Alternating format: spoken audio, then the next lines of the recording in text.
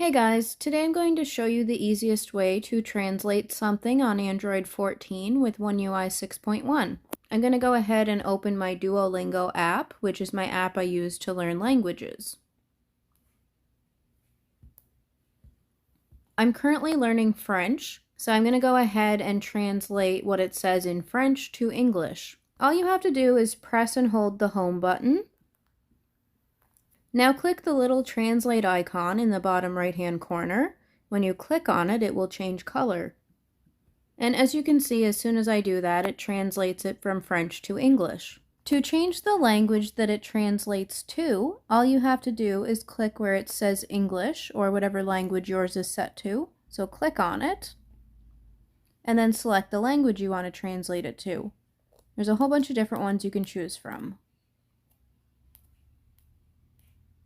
As you can see, there's quite a long list. I'm just going to leave mine on English and click the back arrow. To go back to the original language, click the Translate button again, and it turns it back to French. To close it, click the X in the top left-hand corner, right under Share.